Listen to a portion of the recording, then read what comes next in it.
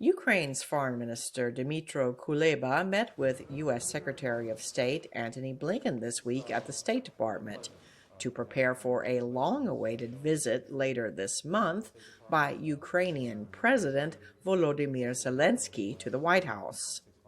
I came here, as Tony rightly pointed out, to prepare the visit of my president to Washington. We want this visit to be productive, to have many deliverables which will bring our relations to the next level. Blinken pledged strong U.S. support for Ukraine in the face of Russian aggression. The United States is very much committed to Ukraine's independence and sovereignty and territorial integrity.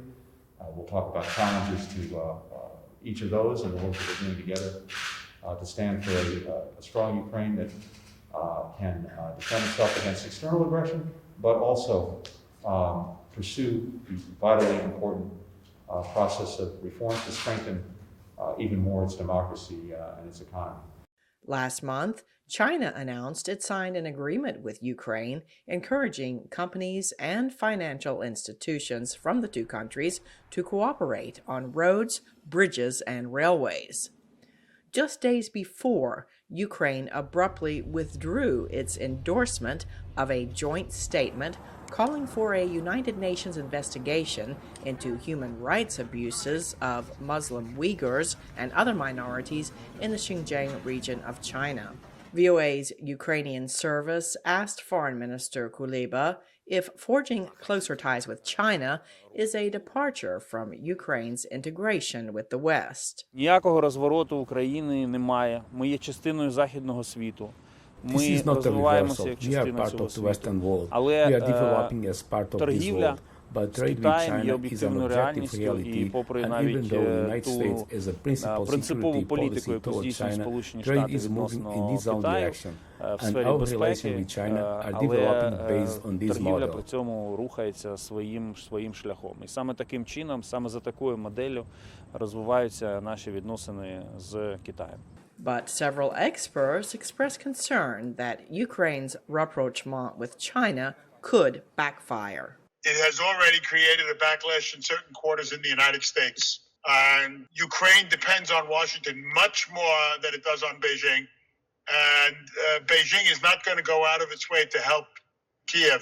Others saw a direct link between Ukraine's reversal on China's repression of ethnic Muslim Uyghurs, which Beijing denies, and the agreements on investment and vaccines. We saw that in connection with the Ukrainian position on China's genocide against the Uyghurs. What China's doing there is easily the greatest human rights violation happening in the world today. But Ukraine decided, well, maybe it did not need to join a group criticizing China over this in order to maintain a more profitable business relationship. Other experts say Ukraine was likely frustrated by the U.S. not doing more to stop Germany from building Russia's controversial Nord Stream 2 gas pipeline, which Kyiv strongly opposes. The announcement is more in tune with showcasing Ukraine's displeasure with the United States. But again, I think this is a dangerous game if the Ukrainians are playing in this way. I think they need to stand up for human rights abuses everywhere in the world, just as the United States stands up for the abuse of Ukrainian citizens' human rights in occupied regions of eastern Ukraine. Most experts agree that China's infrastructure loans and vaccine sharing are part of Beijing's overall geopolitical strategy. Beijing denies that it engages in what is called vaccine diplomacy, leveraging the supply of critical COVID-19 shots to exert political pressure. The State Department says life-saving vaccines must never be used as a tool in that way. Cindy Sain, VOA News.